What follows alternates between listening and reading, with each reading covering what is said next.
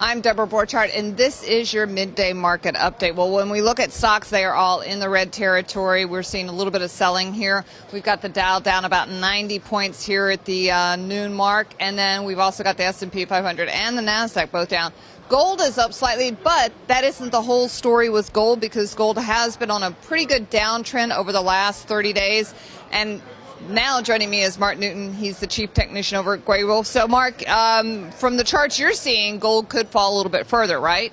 I think it's right. If you look back this past summer, gold got down as low as 1180 to 1200, so that's an initial target, at least in U.S. dollar terms.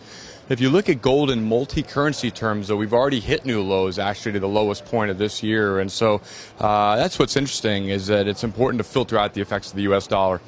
Anytime the Fed mentions tapering at all, something that would cause real rates to start to rise, it's been a real negative for gold, and for good reasons. I mean, gold peaked out back in the middle part of 2011. We've fallen about 35%, and nobody's really paid much notice.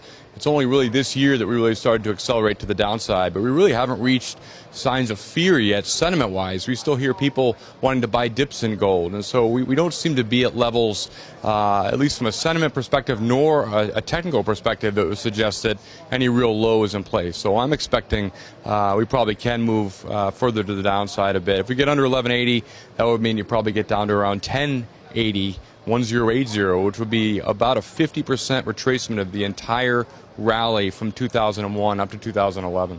You know, it wasn't long ago that everyone was jumping into gold, and it was the place to be. I mean, we were hitting some crazy high numbers. Do you think that, you know, a lot of people got caught and now have bailed out at a loss, or what do you think those people have?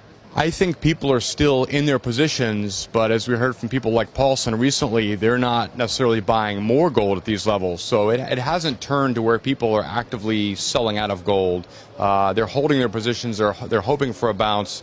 Right now, that hasn't really materialized. When gold broke 1250 a couple weeks ago, that caused a pretty big pullback, and right now we're just sort of stagnating in no man's land. But the sentiment doesn't seem to have turned to the fact that people are avoiding gold or shorting gold. It's more of just, you know, they own it. They're looking to buy on any pullback to 1200, and that's where we stand. But certainly the sentiment has changed a bit. It's gone from bullish to now more frustrated and disgruntled, but it's not really in fear territory yet, I would argue. All right, well, it sounds like that fear territory could come if those prices keep dropping down.